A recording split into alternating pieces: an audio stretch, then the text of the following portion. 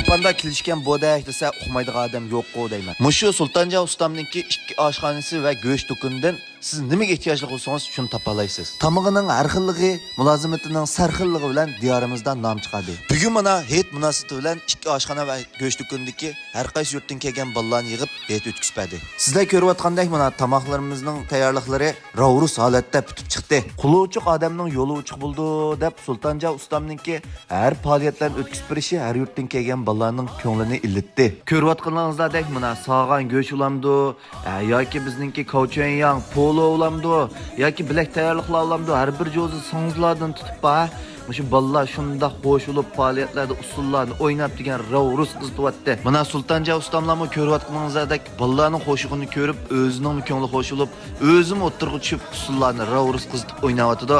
Hatto mana o'g'li Sobitjonmi sho'x maydonlarga tushib usullarni o'ynab, ballar bilan og'indaka shunda yaxshi bo'ldi. Hamsa usullarimizdan huzurag'ash, mana filmlarimizni davomli ko'rib, yurak berib saqlab olib, bizga ag'ish olib, huzurlaning. Bağlar ayem ayem şal gözün ada anılar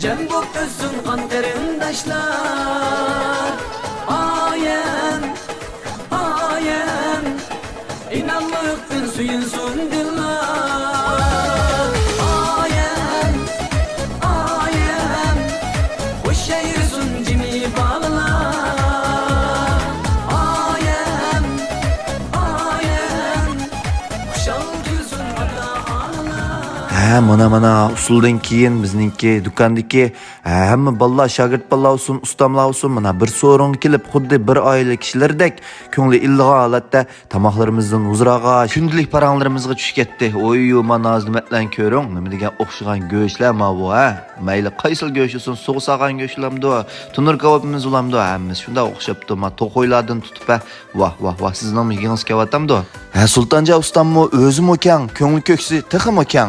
Har qachon mush bolalar bir narsa qilayli degicha ko'ksizlar, men qipirma deb turdi. Shunga do'kondagi ustam shogirdlar hammasi o'zining og'inisi, tuqquni, akisi, otsizdek ko'rdi. Boya filmimizda huzurlandingizlar, hamda mana sarxil noz-nimatlarimizdan huzurlandingizlar. Qursingizlar ochdimi ko'rib, unda bo'lsa biz dal mishada sizdan saqlaymiz.